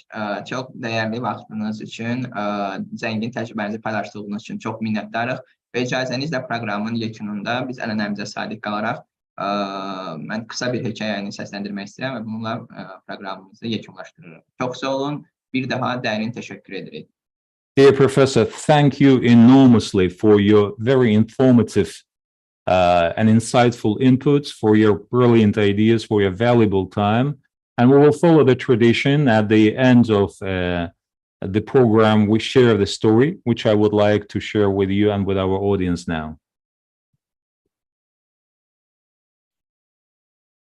Bir gün valideyn övladına müxtəlif suallar verir və tapşırır ki, hər cavab verdikdə kağıza 0 rəqəmini yazsın. Məsələn, valideyni övladından soruşur ki, hədəfin nədir? Hansı peşəni seçəcəksən? Kim olacaqsan? Və s. Övladı hər suala cavab verdikcə kağıza 0 yazır. Daha sonra valideyni övladına növbəti sualı verir. Övladım, bəs xarakterinin inkişafı barəsində nə düşünürsən? Xarakterin inkişafı sənin üçün bir hədəfdirmi? Övladı əlbəttə deyir. Bu zaman valideyn övladından kağıza 1 rəqəmini yazmasını istəyir. Daha sonra 1 rəqəminin üzərini əli ilə tutub soruşur. Övladım, düşün ki, xarakterin yoxdur. Səncə yerdə qalan bu sıfırların bir mənası varmı? Deməli, əsas məsələ xarakterin inkişafına çalışmaqdır. Əziz yeni çağırışlar, bəlkə əsas çağırışlardan biri də xarakterimizin inkişafına çalışmaqdır. Xarakter həm də dərin öyrənmə həvəsinin əsas hissəsinə çevrilməlidir. Professorun dediyi kimi, bugünümüzün dünəndən daha yaxşı olması üçün öyrənmə həvəsini daim aktiv saxlamaq lazımdır. Elə deyilmi? Odur ki, bugünümüzün dünənimizdən, sabahımızın da bugünümüzdən daha yaxşı olması diləyilə növbəti yeni çağırışlarda görüşənədək. Buyurun Mətin müəllim. Well, one day, a parent asks his child various questions and instructs him to write the number 0, to put 0 on the paper every time he answers the question. For example, a parent asks his child, what is your goal? What profession will you choose? What you will become? And etc. As the child answers each question, he writes 0 on the paper. Then the parent asks the child the next question, and the next question is, what do you think about the character? What do you think should be the qualities that you need to develop in yourself? Is quality or are qualities important for you? Is it good for you? And the son says, of course, it is important. And this time the parents ask the child to write the number 1 on the paper. Then he asks, holding the number 1 with his hand. And then he says, listen, child, think that you have no character, you have no qualities. Do you think that those zeros on the paper will have any meaning for you? So the main thing is to try to develop the qualities, the character. So during your challenges, perhaps one of the main challenges is to try to develop your character, to develop your qualities. A passion for deep learning should become a core part of our character. Isn't it so? Thank you so much. It's a lovely story. That's a lovely story. I like it very much. Thank you. Çox bəyəndim, çox bəyəndim. Çox təşəkkür edirəm. Möhtəşəm bir əhvalatdır. Təşəkkür edirəm. Bakıda görüşmək diləyilə, cənab professor. Looking forward to receiving you in Baku, dear Professor Şvaz. All right. It was my honor. Thank you very much for inviting me. And someday I hope to meet all of you. And until then, thank you. Şərəf verdiniz. Mən də böyük məmnuniyyətlə sizin hamınızla görüşmək ümidi ilə sağ olun deyirəm görüşənədək. Thank you.